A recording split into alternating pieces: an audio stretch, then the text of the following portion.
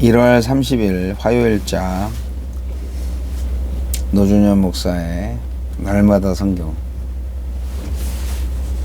입이 터가지고 입안에 궤양이 생겨서 좀 피곤하네요. 신명기 15장입니다. 본문이 좀 긴데요, 오늘 말씀도 대단히 중요한 말씀입니다. 신명기 15장 1절로 23절. 매 7년 끝에는 면제하라. 면제의 규례는 이러하니라.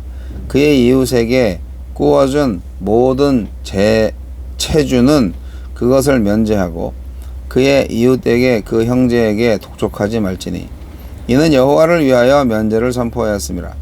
이방인에게는 네가 독촉하려니와 내 형제에게 구워준 것은 내 손에서 면제하라.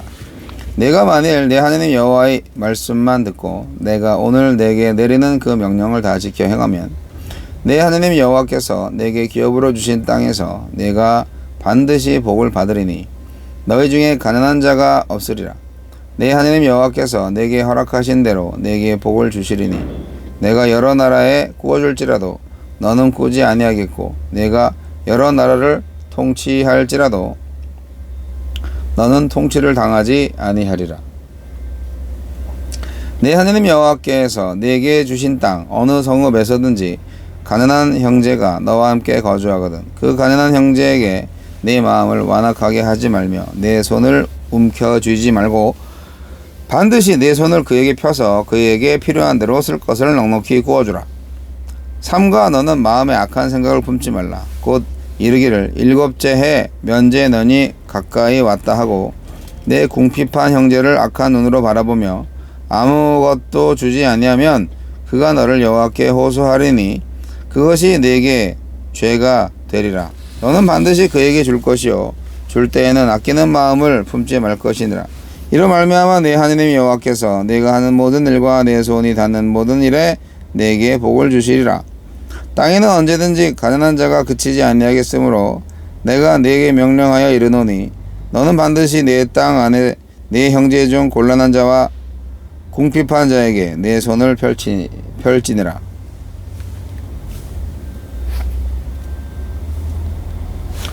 내 동족 히브리 남자나 히브리 여자가 네게 팔렸다 하자 만일 6해 동안 너를 섬겼거든 7째 해에 너는 그를 놓아 자유롭게 할 것이요 그를 놓아 자유롭게 할 때에는 빈손으로 가게 하지 말고 내 양무리 중에서와 타작 마당에서와 포도주 틀에서 그에게 후히 줄지니 곧 내 하나님 여호와께서 내게 복을 주신 대로 그에게 줄지니라. 너는 애굽 땅에서 종되었던 것과 내 하나님 여호와께서 너를 속량하셨음을 기억하라. 그것으로 말미암아 내가 오늘 이같이 네게 명령하노라. 종이 만일 너와 네 집을 사랑함으로 너와 동거하기를 좋게 여겨 내게 향하여 내가 주인을 떠나지 아니하겠노라 하거든 송곳을 가져다가 그의 귀를 문에 대고 뚫으라. 그리하면 그가 영구히 네 종이 되리라. 네 여종에게도 그같이 할지니라. 그가 6해 동안의 품꾼의 삭의 배나 받을 만큼 너를 섬겼은즉 너는 그를 놓아 자유하게 하기를 어렵게 여기지 말라. 그리하면 내 하나님 여호와께서 내 범사에 내게 복을 주시리라. 내 소와 양의 처음 난 수컷은 구별하여 내 하나님 여호와께 드릴 것이니 내 소의 첫 새끼는 부리지 말고 내 양의 첫 새끼의 털은 꺾지 말고 너와 내 가족은 매년 여호와께서 택하신 곳 내 하나님 여호와 앞에서 먹을지니라. 그러나 그 짐승이 흠이 있어서 절거나 눈이 멀었거나 무슨 흠이 있으면 내 하나님 여호와께 잡아들이지 못할지니 내 성중에서 먹되 부정한 자나 정한 자가 다같이 먹기를 노루와 사슴을 먹은 같이 할 것이요 오직 피는 먹지 말고 물같이 땅에 쏟을지니라. 아멘. 글씨가 조그매가지고 잘 안 보여요. 하나님 나라의 경제. 7년마다 시행되는 면제의 규례를 통해서 백성이 서로 돌아보며 가난한 자들을 돌보도록 하십니다. 이스라엘의 경제 제도는 돈의 원리가 아닌 하느님의 자비로움을 따릅니다. 하느님은 어떤 분입니까? 7년째 안식년이죠. 7년째가 되면 가난한 이웃에게 재무 이행을 재촉해서 괴롭게 하지 말고 유예하거나 면제해 주라고 하십니다. 이는 하느님의 나라가 냉정한 자본의 논리보다 공존과 공생을 도모하는 따뜻한 사랑의 논리로 운영되는 것임을 단적으로 보여주는 제도입니다. 하나님이 기대하시는 나라는 경쟁과 독점의 나라가 아니라 사랑과 나눔의 나라입니다. 나에게 주시는 교훈은 무엇입니까? 하나님의 나라에는 가난한 사람이 없도록 해야 합니다. 모두 부자가 되라는 말이 아니라 모두 부자가 되면 안 되나? 가난한 사람을 적극적으로 도우라는 의미입니다. 우리 공동체는 가난한 사람을 찾아 돕는 일을 어떻게 실천합니까? 진정한 하나님의 교회는 모든 물건을 서로 통용하고 자기 재물을 조금이라도 자기 것이라 하는 이가 없고 그 중에 가난한 사람이 없으니 라는 평가를 들었다는 것을 기억합시다. 이웃의 궁핍을 알고도 외면하거나 면제년이 가깝다고 꾸어주는 일에 인색하게 군다면 하느님 앞에서 죄를 짓는 것입니다. 자기 집 대문 앞에서 구걸하던 거지 나사로를 외면한 부자가 음부의 뜨거운 불꽃 가운데로 떨어진 이야기를 기억해야 합니다. 누가복음 16장 23절 24절. 가난한 이웃 앞에서 눈이 밝고 마음이 넓으며 손이 빠른 사람이 되기를 소망합니다. 이스라엘 백성이 종이 된 동족에게 7년이 되는 해에 자유를 줘야 하는 이유는 그들 자신이 종되었던 자리에서 하느님의 은혜로 값없이 속량을 받은 역사의 산증인이기 때문입니다. 은혜로 받은 것을 삶에서 나누는 것이 은혜를 기억하며 보답하는 일일 것입니다. 은혜는 담아두는 것이 아닙니다. 흘러가게 하는 것입니다. 귀한 것을 하나님께 드리는 신앙의 고백이 필요합니다. 하나님은 흠없는 소와 양의 첫 새끼를 바치라 했어요. 그러므로 우리가 소중하게 여기는 것에 대한 소유권을 주장하십니다. 우리가 얻은 새 생명과 소유 모두 하나님의 은혜로 주신 겁니다. 우리의 모든 것을 하나님의 뜻대로 사용해야 마땅합니다.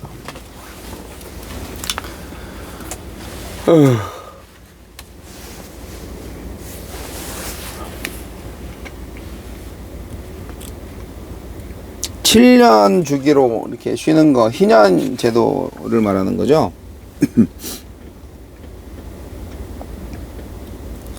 이 7년째 되는 날에는 빚을 탕감해 줘야 됩니다. 그리고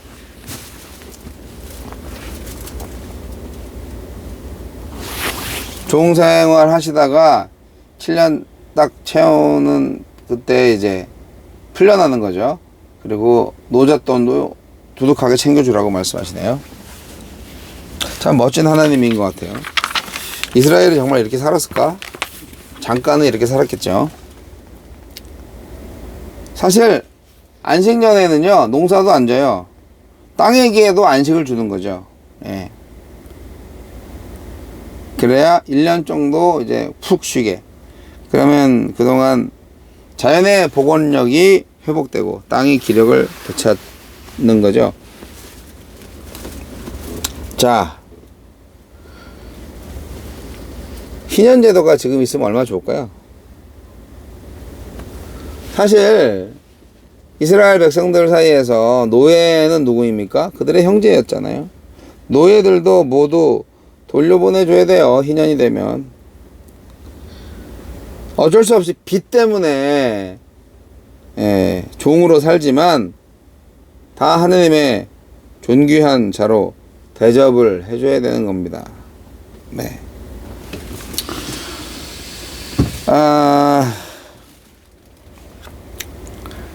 이런 얘기도 하시네요. 파격적인 빚의 탕감을 넘어서 좀 더 능동적으로 자비를 실천하라고 말씀하시는데요. 갚을 가능성이 별로 없더라도 필요가 분명한 형제가 있으면 손해를 감수하면서라도 꿔줘라. 넉넉하게 꿔주라. 그렇게 얘기를 하십니다. 그 띄어먹히면 어떡하라고? 뭐 띄어먹히면 띄어먹는 거지 뭐. 그걸 감당하고 그걸 감수하면서라도 그렇게 하라는 얘기잖아요. 예, 이것이 바로 하느님 나라의 선물의 질서요, 은혜의 질서입니다. 주는 대로 받는 문화의 쳇바퀴를 벗어나서 감동을 주는 나눔과 베품의 문화가 하느님의 나라의 문화입니다. 그런 문화만이 이 차별과 위계 질서 속에서 대안적인 생명의 공동체를 만들어낼 수가 있어요. 네. 하나님께서 은혜로 주신 것을 인정하는 사람만이 할 수 있고, 나도 숱한 사람들의 거저주는 도움으로 살고 있음을 인정할 때, 바로 우리가 하나님 나라의 경제대로 살아가고 있다라고 보시면 되겠습니다.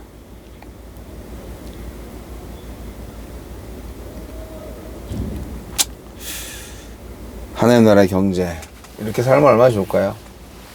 7년마다 빚을 탕감받네. 야, 참.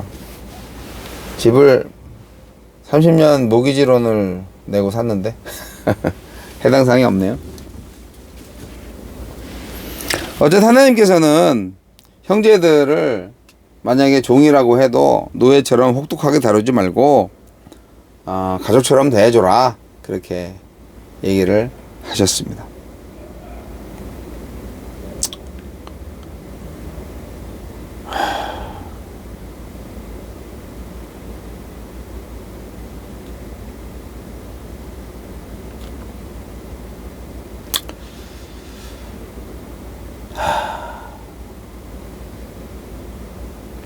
뭔가 할 말이 있었는데 까먹었어요. 아유.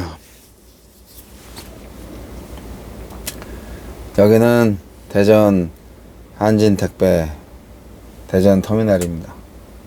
새로 지은 건물이라 조금 넓고 조명이 많아서 밝아서 좋습니다.